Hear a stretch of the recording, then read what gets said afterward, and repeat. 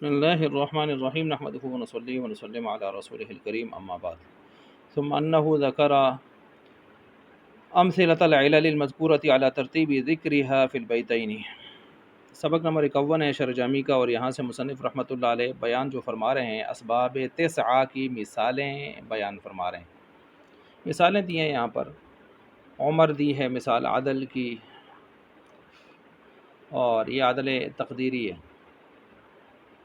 اور احمر یہ وصف کی مثال دی ہے، طلحہ یہ مثال تانیث کی دی ہے، تانیث لفظی لگی ہوئی ہے، زینب یہ مثال معرفہ کی دی ہے، اور اسی طرح جو ہے یہاں پر تانیث معنوی کی مثال ہے، یہ زینب اور معرفہ کی مثال بھی ہے، اور یہ ابراہیم جو ہے یہ عجمہ کی مثال ہے، اور مساجد جو ہے یہ جمع منتہی الجموع کی مثال ہے، معدی کرب یہ ترکیب کی مثال ہے مرکب مؤنث صرف کی، عمران یہ الف نون زائدتان کی مثال ہے، احمد یہ وزن فعل کی مثال ہے۔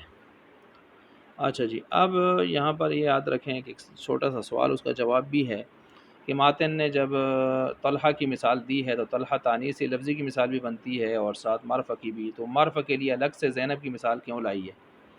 اس کا جواب یہ ہے کہ یہ اشارہ کرنے کے لیے کہ تانیث کی قسمیں ہیں، اس میں سے ایک قسم لفظی ہے تو طلحہ لفظی تانیث لفظی میں آ گیا، اور زینب تانیث معنوی میں آ گیا، جیسا عقرب ہے وغیرہ، مریم ہے، اور یہ دو قسموں کی طرف اشارہ دیے ہے اور بھی قسمیں ہیں، مثلا تانیث سماعی بھی ایک ہے نا، وہ بھی ہے، اور تانیث لفظی میں پھر بتا گولتا آ جائے، عائشہ، حفصہ، طلحہ، اسامہ، یا تانیث لفظی میں وہ آ جائے اپنا الف ممدودہ، حمراء، یا اس کے ساتھ مشابہ جیسے پیچھے ہم نے پڑھا ہے اشیاء، اور الف مقصورہ آ جائے حبلا، ٹھیک ہے، یا اس کے ساتھ مشابہ آ جائے ارطا، پیچھے گزرا ہے، ٹھیک ہے، تو یہ اس میں آ جاتے ہیں۔ وحکمہ ای حکم غیر المنصرفی، اب یہاں سے حکم کو بیان کر رہے ہیں، غیر منصرف کا حکم۔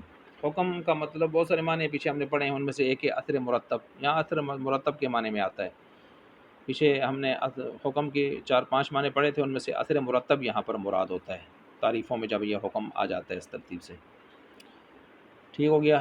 من حیث اشتمالہ علیہ علتین، اچھا، من حیث اشتمالہ علی علتین، یہ علی علتین یہاں سے جو ہے کچھ سوال کا جواب دے رہے ہیں، مثلا حکم کی اضافت کی ہے، حکم ہو حکم غیر المنصرف، غیر منصرف کا حکم بیان ہو رہا ہے، حالانکہ یہ غیر منصرف کا حکم تو نہیں ہے، ٹھیک ہے، حکم کی اضافت غیر منصرف کی کر کے غیر منصرف کا حکم بنا کر پیش کیے جا رہے ہیں، حالانکہ اسم کے آخر میں کسر و تنوین کا نہ آنا یہ اسباب کا اثر ہوتا ہے، اسباب کا حکم ان کا اثر ہوتا ہے، حکم سے مراد اثر مرتب، تو اثر مرتب کس کا ہوتا ہے؟ اسباب کا ہوتا ہے، دو سبب جو آئے ہوتے ہیں، غیر منصرف کا اثر تو نہیں ہوتا، تو یہاں غیر منصرف کا اثر بنا کر کیوں پیش کیا حکم بمانے اثر باثر مرتب؟ جواب یہ ہے کہ غیر منصرف کا حکم بنایا ہے بے اعتبار مشتمل ہونے اس غیر منصرف کے دو اسباب پر، یعنی جن دو اسباب کا یہ اثر ہوتا ہے وہ دو اسباب پر یہ مشتمل ہے غیر منصرف، تو اس اضافت یہاں اس کو کہتے ہیں اضافت ادنی ملابست، یعنی تعلق رکھنے کی وجہ سے وہ اضافت اس کی طرف کر دی گئی، وہ اضافت اس کی طرف کر دی گئی۔ زید نے آنا تھا، تو کسی نے پوچھا زید آیا ہے؟ جی آیا ہے جی، پوچھا تو کہا جی اس کا والد آیا ہے، اور زید تو نہیں آیا، کہا جی زید کا والد آیا، تو سمجھیں زید آیا، اس کا والد ہے، تو اس کو ادنی ملابست کہتے ہیں، ملابست تعلق کی وجہ سے اس چیز کو وہ حکم متعلق کا دے دیا جاتا ہے۔ وذلك لأن لكل علة فرعية، اور یہاں پر لأن لكل علة فرعية، یہاں پر اگر اس کو ہم دیکھیں تو یہ یہاں پر مصنف رحمۃ اللہ علیہ اس عبارت میں لأن لكل علة فرعية، اس کے اندر جو ہے حکم کو بیان فرما رہے ہیں، کہ اس کا خلاصہ یہ بنتا ہے کہ غیر منصرف میں جو دو علتیں پائی جاتی ہیں، ان میں سے ہر علت کسی دوسری چیز کی فرع ہوتی ہے، تو جب بھی دو علتیں پائی جائیں گی تو گویا دو فرعیتیں یہاں پر غیر منصرف میں پائی جائیں گی، اور ان دو فرعیتوں کی وجہ سے غیر منصرف مشابہ ہو جائے گا فعل کے، فعل میں بھی دو فرعیتیں ہوتی ہیں، مثلا ایک وہ محتاج ہوتا ہے فاعل کی طرف، تو محتاج الیہ کی کیا ہوتا ہے؟ فرع ہوتا ہے. اور دوسرا یہ فرعیت اس کے اندر فعل کے اندر مصدر سے مشتق ہوتا ہے، اور مشتق منہ کی فرع ہوتا ہے، مشتق منہ کی فرع ہوتا ہے. ٹھیک ہے، تو غیر منصرف مشابہ ہو گیا فعل کی ساتھ. اس مشابہت کی وجہ سے پھر کیا ہو گیا؟ غیر منصرف کی اسمیت کمزور ہو گئی، فعل کے مشابہ ہو گیا نا. اس کمزوری کی وجہ سے اب فعل کا اثر اس میں آئے گا. فعل کا اثر کیا آئے گا؟ فعل پر جو چیز نہیں آتی اس پر بھی نہیں آئے گی. فعل پر کسرہ نہیں آتا، تنوین نہیں آتی، تو کسرہ اور تنوین تمکن جیسے فعل پر نہیں آتے تو اس اسم پر بھی اب نہیں آئیں گے. کس اسم پر؟ غیر منصرف پر. کسرہ اور تنوین تمکن وہ اس پر نہیں آئیں گے. اچھا، التنوین الذی ہوا علامت تمکن، یہ بھی اس سوال کا جواب ہو گیا کہ آپ کہتے ہیں غیر منصرف پر تنوین نہیں آتی، ہم بتاتے ہیں مسلماتن اگر کسی کا نام رکھ دیں تو تنوین پھر بھی آ رہی ہوگی. تو جواب یہ ہے کہ بھائی اگر نام رکھ دیں تو یہ بے شک تانیث اور عالمیت کی وجہ سے غیر منصرف ہونا چاہیے اس کو، لیکن تنوین پھر بھی آتی ہے. کیوں آتی ہے؟ تو یہ تنوین تمکن نہیں ہے، ہم تنوین تمکن کہہ رہے ہیں، وہ غیر منصرف نہیں آتی. یہ تنوین مقابلہ ہے.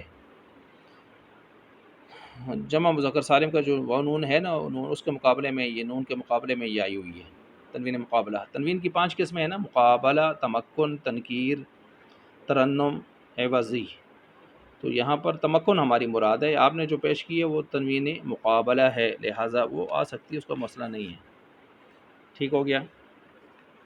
اب اس کے ساتھ وَإِنَّمَا قُلْنَا لِكُلِّ عِلَّةٍ فَرْعِيَّةً، یہاں سے یہ بتا رہے ہیں کہ ہر ایک علت کے لیے کوئی فرع ہوتی ہے. اب مثلا فرع یہاں پر شارح نے خود بیان کی ہیں. عدل کی فرع، عدل یہ جو اس کی فرع ہے یہ معدول عنہ کی. عدل معدول عنہ کا کیا ہے؟ فرع ہے، معدول عنہ. مثلا عمر بنا ہے عامر سے، تو عامر معدول عنہ ہے، عمر کیا ہے؟ معدول ہے. تو یہ عدل فرع ہے معدول عنہ سے. وصف فرع ہے موصوف سے. تانیث فرع ہے تذکیر سے، یعنی پہلے تذکیر ہوتی ہے نا، قائمن کہتے ہیں، پھر اس کے بعد تا زیادہ کر کے قائمتن کہتے ہیں. تو جو مزید ہوتا ہے، جس کی زیادتی کی جاتی ہے وہ فرع ہوتی ہے نا. کس کی؟ مزید علیہ کی، جس پر آپ زیادتی کر رہے ہوتے ہیں. عجمہ یہ فرع ہے کلام عرب میں، عربیت کی فرع ہے، کیونکہ اصل یہ ہے کہ ہر زبان کا لفظ اس زبان میں ہی استعمال ہو، دوسرا مکس اپ نہ ہو. ٹھیک ہے، اس کے ساتھ دوسرا مکس اپ نہ ہو. جمع فرع ہے واحد کی، ترکیب فرع ہے افراد کی. اور الف نون زائدتان یہ فرع ہے اس اسم کی جس پر یہ زیادہ ہو رہے ہیں. ٹھیک ہے، مزید علیہ کی، مزید علیہ اسم کی. وزن فعل یہ فرع ہے وزن اسم کی. ٹھیک ہے، کیونکہ اصل تو یہی ہے ہر نوع میں اسم فعل میں کہ اس کا وزن اسی کے ساتھ خاص رہے. تو جب وہ دوسرے میں آ کے استعمال ہونا شروع ہو جاتا ہے تو وزن فعل کو پھر ہم فرع بنا دیتے ہیں وزن اسم کی، کیونکہ وزن فعل اٹھ کر آیا ہے وزن اسم میں استعمال ہونے کے لیے. تو اس وجہ سے ہم تو وزن اسم کو اصل بنائیں گے اور وزن فعل کو فرع بنائیں گے. ٹھیک ہو گیا. تو یہ اس اعتبار سے یہ فرعیں سب کی میں نے بیان کر دی مصنف رحمۃ اللہ علیہ نے جو یہاں پر کتاب کے اندر لائی ہوئی ہیں.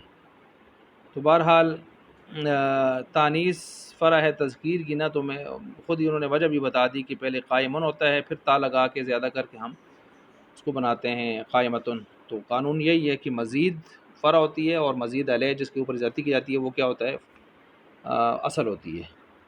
تو گویا مذکر اصل ہے، تذکیر اصل ہے، اس کے اوپر زیادتی کی گئی ہے تا کی اور پھر مؤنث بنائی گئی ہے. تعریف یہ فرع ہے تنکیر کی، کیونکہ پہلے رجل نکرہ ہوتا ہے، کوئی سا مرد، پھر الرجل الف لام داخل زیادہ کر کے اس کو جو ہے ہم معرفہ بناتے ہیں. تو وہی بات ہوگی، مزید فرع ہے مزید علیہ کی.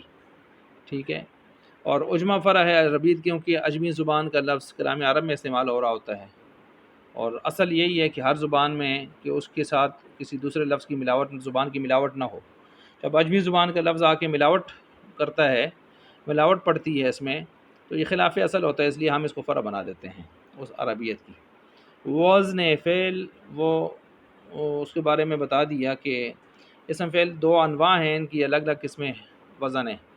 تو ضابطہ یہی ہے کہ ہر نوع میں اسم و فعل ہو ایسا وزن مستعمل نہ ہو جو دوسری نوع کے ساتھ مختص ہو.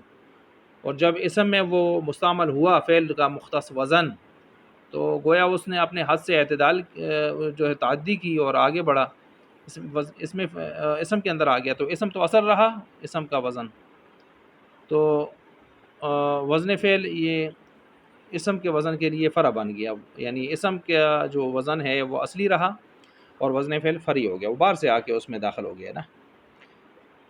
باقی ساری چیزیں کتاب کے اندر واضح ہیں، سوال جواب بھی ہو گئے۔